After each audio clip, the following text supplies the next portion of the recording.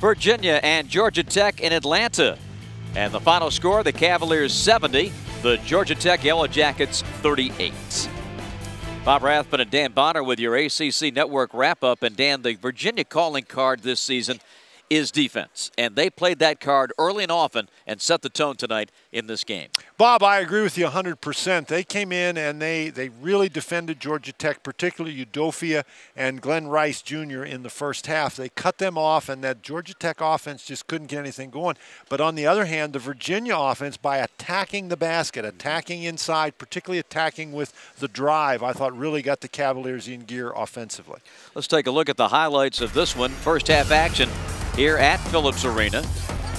Now, it was the first half, as I said, where Virginia produced by taking the ball to the basket. We talked before the game about the Cavaliers needing balance, meaning inside, outside, meaning getting contributions from other guys, and they certainly attacked the basket. Georgia Tech had a very hard time containing Jontel Evans. He had 5 assists for the game, and he did most of his damage in the first half, not only driving the ball to the basket, but also passing it off and getting Virginia some points that way. In the second half, they're worried about Jontel Evans, and so what happens is it opens up the opportunity for other people. There, Holsey scores for Georgia Tech, one of the few highlights for the Yellow Jackets. He had 12 for Georgia Tech in the game.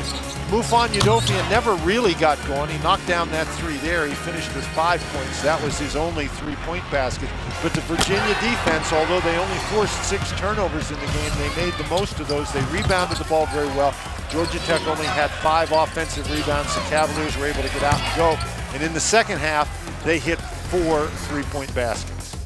And if you're a Georgia Tech fan, read them and weep. These final stats: 1 of 15 from three-point land, 29% shooting, missed 10 free throws, missed more than they made, and just wiped out on the glass. Well, and that number on rebounding, we said, Brian Gregory, we have talked to him a couple of times, including before the game today, and he said that the one thing he was worried about was the rebounding, that he felt as long as his team rebounded, they had a chance to be in the game, and they were just dominated on both ends in terms of rebounding.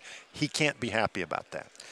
We talked about Virginia's ability to get to the glass in that first half, and that is what helped them open up a pretty sizable lead. And once they got that lead, they went to Mike Scott.